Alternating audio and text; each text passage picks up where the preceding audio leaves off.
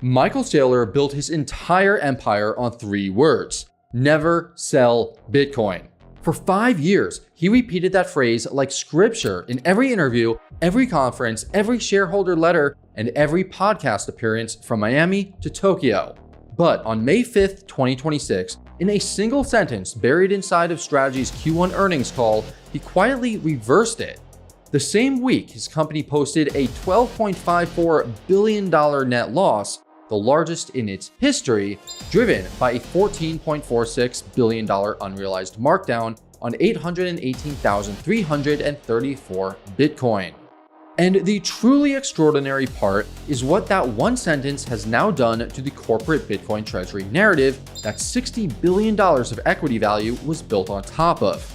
Over the next few minutes, I'll show you exactly what Saylor said, what the numbers actually look like underneath the press release, and what every Bitcoin holder needs to understand before the rest of the market catches on. My name is Lewis, and you're watching The Coin Bureau. Now, before we get into the Saylor quote itself, you need to understand the gap between 2 documents that were published on the same exact day. The first document is the Q1 2026 press release. That's the marketing. It frames the quarter around continued accumulation, the strength of the preferred shared stack, and the long-term Bitcoin standard thesis Saylor has been preaching since August of 2020. The second document is the earnings call transcript, and that's the legal record. And inside that transcript, Saylor said something that contradicts the entire foundation of the press release. The exact words on a recorded call in front of analysts were these: "We will probably sell some Bitcoin to pay a dividend just to inoculate the market and send the message that we did it." Yes, read that again. Inoculate the market. This is the same Michael Saylor who in 2020 publicly compared selling Bitcoin to selling your house, then your dog, then your kids. There is no second best. The same executive that in 2023 told an interviewer that his exit strategy was, in his words, how do you see, what is the exit strategy then for Bitcoin for you? There is no exit strategy. There is no exit strategy. The same CEO who, as recently as October of last year, wrote in a shareholder letter that Strategy's commitment to permanent Bitcoin accumulation was, quote, structurally inviolable. And of course, we should absolutely trust that a phrase like structurally inviolable means exactly what it sounds like, right up until the quarterly dividend bill comes due, right? Now, before we get into why that single sentence has rewritten the entire institutional Bitcoin thesis, you need to understand the financial position that forced it. Strategy holds 818,334 Bitcoin at an average cost basis of $75,537 per coin. Total acquisition cost, roughly $61.81 billion. In Q1 2026, the company recorded a $14.46 billion unrealized markdown on those holdings, driving a net loss of $12.54 billion. Yes, you read that right. $12.54 billion in one quarter. To put that into context, this is the largest single quarter loss in the company's 36-year history, and it dwarfs every prior loss Strategy has ever booked combined. But the markdown on the Bitcoin position is only half the story. The harder half sits on the other side of the balance sheet, in the preferred share stack that Saylor built across 2024 and 2025 to fund the accumulation engine. That stack now has 3 tickers. STRK, the convertible preferred, currently trading at $78 against a $100 par value, which is a 22% discount. STRF, the 10% perpetual preferred nicknamed Strife, trading at $100.61 with a roughly 9.94% effective yield. And STRC, the variable rate perpetual nicknamed Stretch, sitting essentially at par with $27.75 billion in market cap and over 2.3 million shares of daily turnover. Combined, this preferred stack creates an annual dividend and debt service obligation of approximately $1.5 billion. And on the May 5th call, Strategy disclosed that the USD reserves currently allocated to those obligations cover roughly 18 months of payments. That is the entire run rate before something has to give. Either the equity flywheel reignites, or the preferred dividends stop, or the company sells Bitcoin to plug the gap. And on the same call, Saylor told the market which of those three options was on the table. Polymarket has now repriced the probability that Strategy sells Bitcoin before December 31st, 2026 from approximately 10% on April 27th to 48% by May 6th. That is a 38 percentage point repricing inside of 9 days, triggered by a single sentence on a single conference call. For Strategy, its accumulation model depends on one variable, the premium of MSTR's market cap to the value of its Bitcoin holdings, a ratio called MNAV. When MNAV exceeds 1, the strategy can issue equity at a premium, deploy the proceeds to acquire additional Bitcoin, and thereby increase Bitcoin per share. When MNAV is below 1, the same equity issuance becomes mechanically dilutive. You are selling shares at a discount to the asset that they represent, and every new share destroys value for the holders already in the stock. In November 2024, at the absolute peak of the bull market, MNAV hit 3.89. The market was valuing Strategy at almost 4 times the worth of its Bitcoin. By November 12, 2025, MNAV had collapsed to 0.97, the first time below parity in the company's history. By January 2026, it ranged between 0.83 and 0.94. As of early May 2026, it sits at roughly 1.23, and management has openly stated that selling Bitcoin becomes accretive to shareholders below a 1.22 MNAV threshold.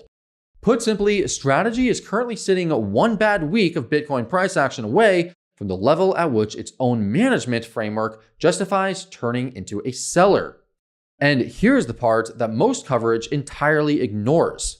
During the week of April 6th through April 12th, Strategy issued $0 of common stock. The entire $1 billion of weekly capital raise came from STRC preferred issuance instead.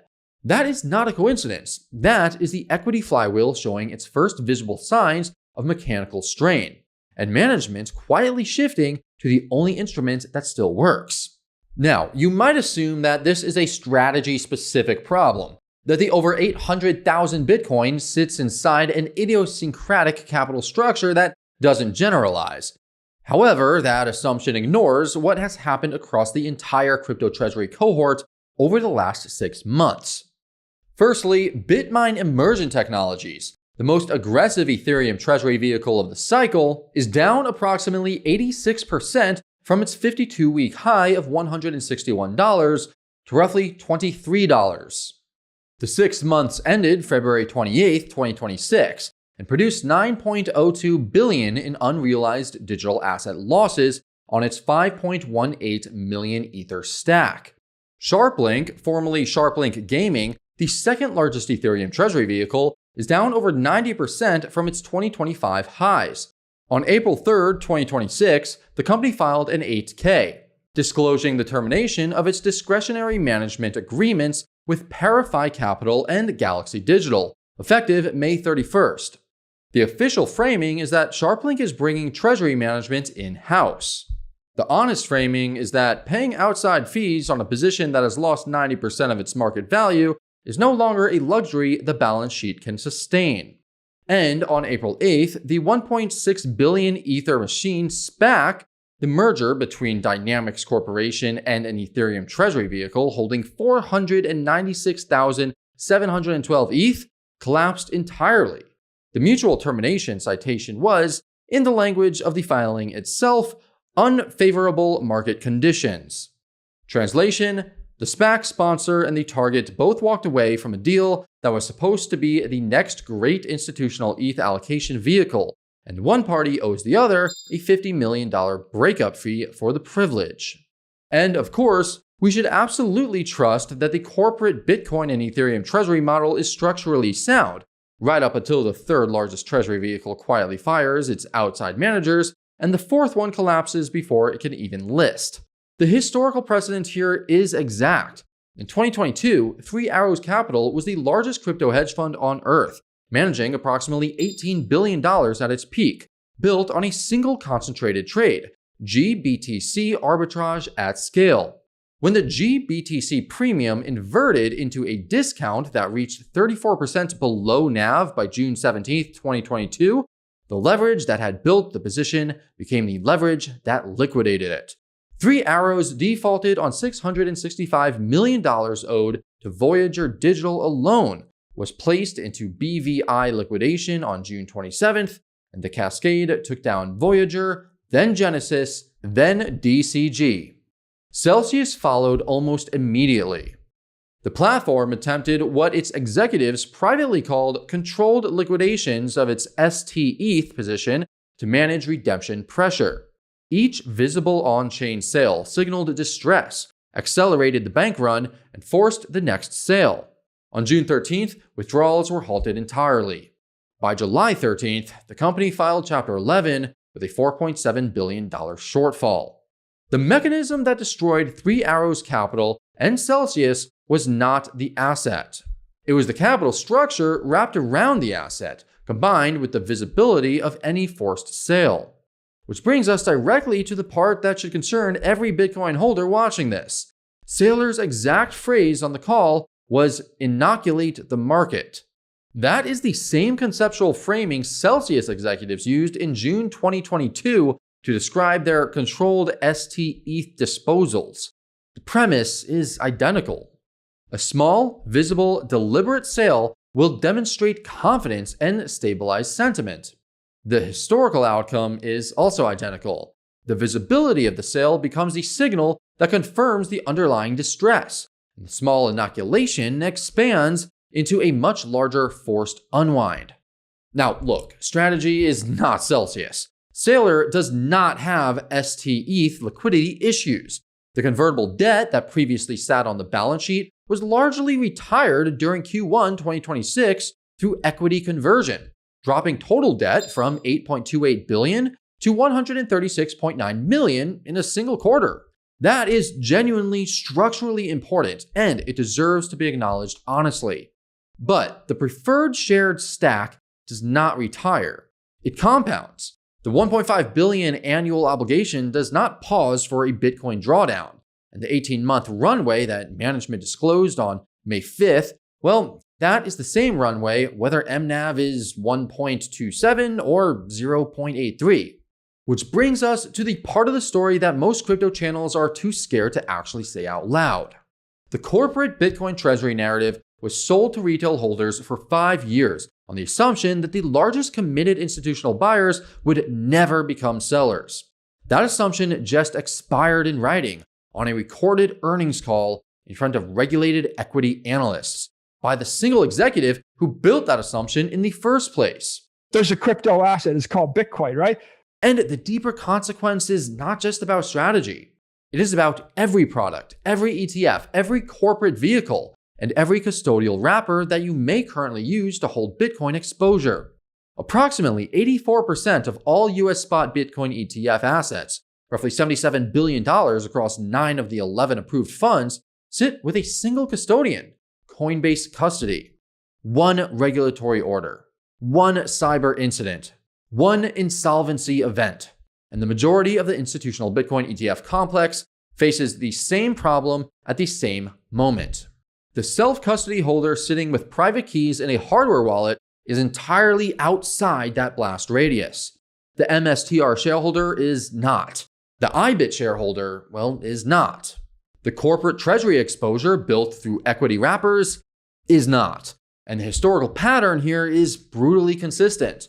Every prior cycle has produced an untouchable holder that the market believed would never sell. In 2014, the US Marshals were going to hold the Silk Road Bitcoin permanently as evidence.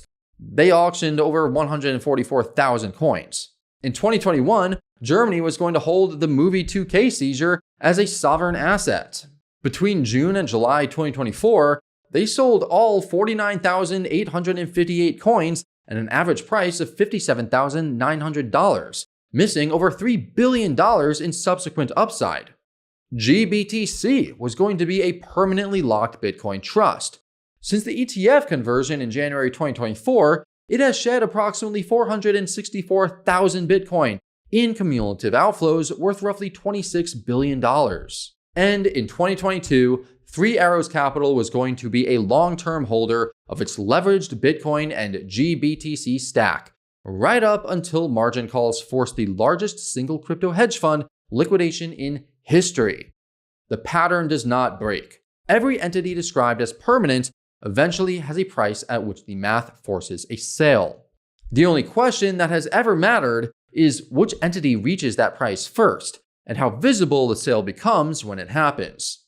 So for you, the practical implications are concrete and they are immediate.